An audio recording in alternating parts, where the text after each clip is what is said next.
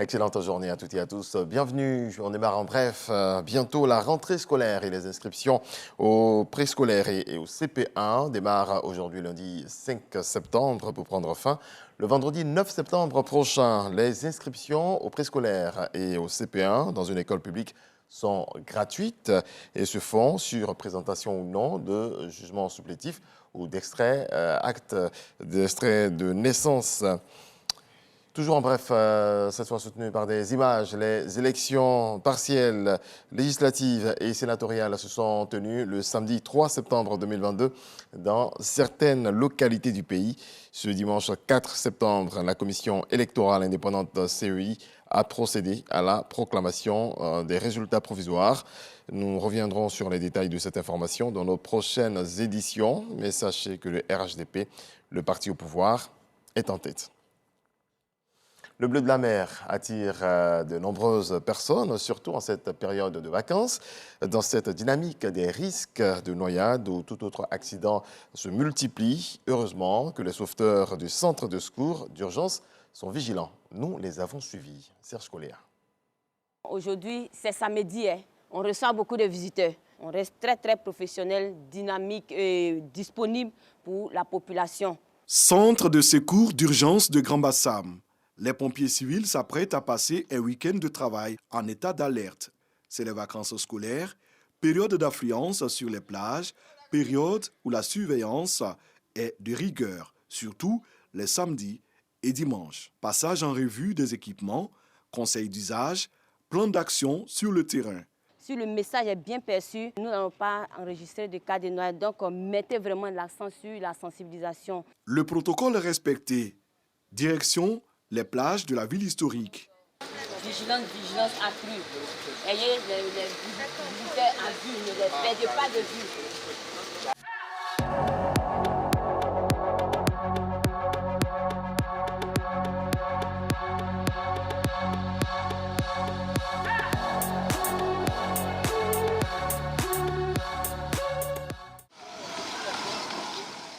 Pendant ce temps, les vacanciers affluent.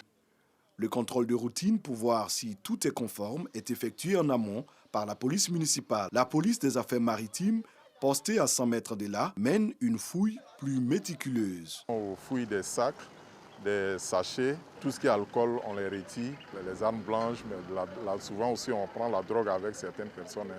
Donc c'est ce travail spécifique que nous faisons à la rentrée de la plage. Le centre de secours d'urgence de Grand Bassam compte 10 sauveteurs aquatiques. Les plages les plus fréquentées sont celles de Waf, Étoile du Sud et Collège Moderne. Dans ces zones qui grouillent de monde, 4 sauveteurs et 6 agents sur la plage veillent au grain. Tout se déroule bien jusqu'à ce qu'un cas de risque de noyade soit signalé. Avec promptitude, les sauveteurs se déploient. La victime est sauvée des eaux et prise en charge pour les premiers secours. Ensuite, elle est évacuée par l'ambulance vers un centre de santé.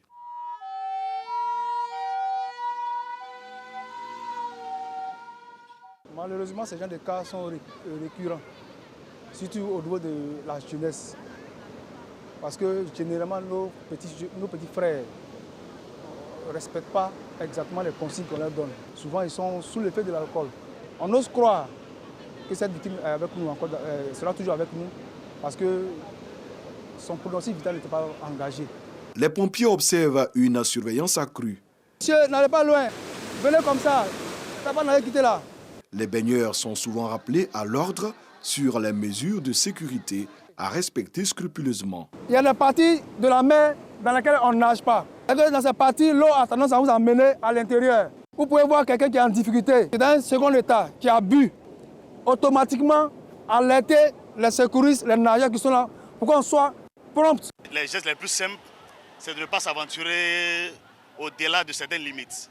Et nous remercions les sauveteurs qui sont là pour assurer la sécurité de tous ceux qui sont venus visiter cette belle plage-là. Sur les plages, les agents du centre de secours d'urgence utilisent sifflets, piquets et bandeaux rouges pour donner l'alerte ou prévenir du danger. Je suis un habitué des plages, depuis Assini jusqu'à Bassam.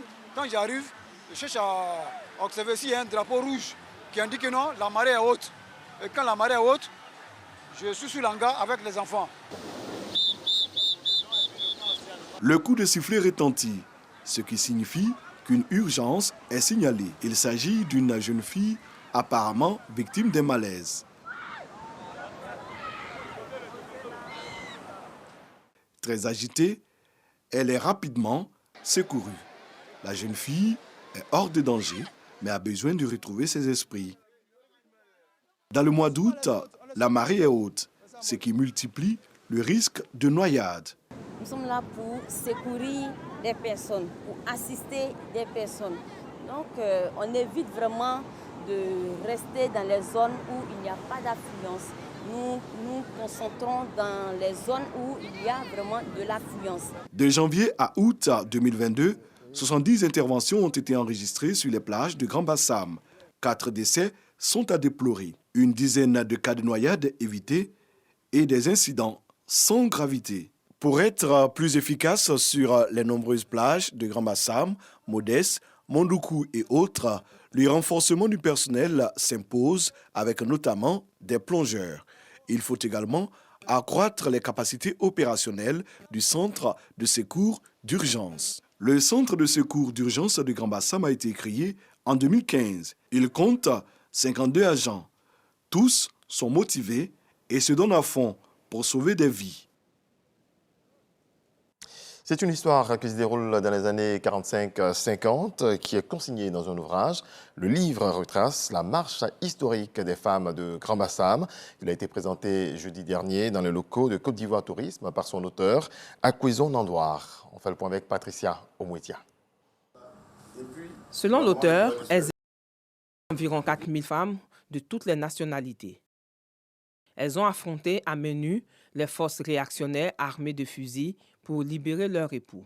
C'est ce devoir de mémoire de ce que l'on a appelé la marche des femmes de Bassam que vient de restituer et immortaliser l'historien Nandoua Akweson dans un livre intitulé « La marche des dames glorieuses sur Bassam ». L'œuvre, déclinée en français et en anglais, transporte le lecteur dans les années 45-50 de l'administration coloniale et comporte 92 pages, 46 en français et 46 en anglais. Voir des femmes, 4000 au total, se mobiliser pour le processus de décolonisation, c'est un événement capital.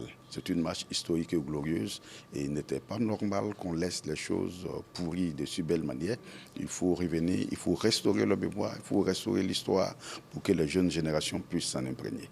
Malika Mourad Kondé, directeur général de Côte d'Ivoire Tourisme, a évoqué les raisons du soutien de son institution à cette œuvre. Dans le cadre de la promotion de la destination Côte d'Ivoire, de faire connaître notre histoire et de valoriser ces écrivains qui pensent à mettre cette oralité sur papier afin que les générations futures puissent comprendre comment est-ce que nous avons construit la Côte d'Ivoire, comment ces vaillantes femmes, ces braves femmes se sont battus. L'auteur, enseignant et professeur de patrimoine culturel, a signifié le rôle important joué par la Fondation Mansara Kamara Keïta du nom de l'une des dernières marcheuses encore en vie, 105 ans, dont la fille était présente à cette cérémonie de dédicace. Nandoua Akweson a indiqué que son œuvre est le fruit de 3 ans de témoignages recoupés. Ainsi, il a articulé son œuvre autour du contexte historique pour aboutir à l'impact de la marche et les perspectives en passant par un zoom sur les figures emblématiques de la marche. Du sport taekwondo au Grand Prix de Paris, Ruth Gbagbi décroche la médaille d'or. La double médaillée olympique a battu en finale de moins de 67 kilos la coréenne Nim-Seo Nam. C'était ce samedi 3 septembre 2022. Daléboué, nous fait le point. Ce Grand Prix est réservé aux 32 meilleurs taekwondoïstes de chaque catégorie. Gbagbi Ruth et Cissé Cheikh Salah y sont grâce à leur effort. Après avoir passé le cap des éliminatoires dans la catégorie de moins de 67 kg, Gbagbi Ruth en plastron bleu domine la Belge Sarah Chari en demi-finale. Et face à la Coréenne Min-Seo Nam, Gbagbi Ruth a profité de sa grande taille et de son expérience pour combiner des enchaînements de coups de pied qui lui ont permis de remporter son combat 8-3. Gbagbi Ruth engrange 60 points dans la catégorie au JO2 Paris 2024 et empoche $5 000, soit environ 2,5 millions de francs CFA.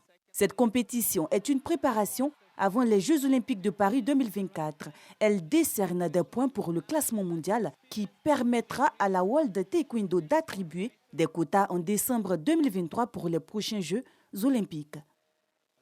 Dans le reste de l'actualité au Kenya, la décision de la Cour suprême au sujet de la présidentielle est attendue aujourd'hui. William Ruto, vice-président sortant, a été déclaré vainqueur de justesse le 15 août dernier. Mais Raila Odinga, son rival soutenu par le chef de l'État sortant, a dénoncé des fraudes. Les 7 juges vont-ils annuler la victoire de William Ruto ou la confirmer? Réponse ce lundi. Et puis en France, le procès de l'attentat terroriste du 14 juillet 2016 à Nice doit débuter ce lundi devant la cour d'assises spéciale de Paris. Un homme au volant d'un camion avait tué 86 personnes sur la promenade des Anglais. 8 accusés comparaissent pour une procédure hors norme dont le verdict est prévu le 16 décembre prochain. Et puis retour sur cette information avant de nous séparer. Bientôt la rentrée scolaire et les inscriptions au préscolaire et au CP1 démarrent aujourd'hui, lundi 5 septembre, pour prendre fin le vendredi 9 septembre 2022. Les inscriptions au préscolaire et au CP1 dans une école publique sont gratuites et se font sur présentation ou non d'un extrait d'acte de naissance ou un jugement supplétif. Merci à vous tous de votre attention. C'est donc la fin de ce point de l'actualité. Très belle journée. Paix dans vos foyers.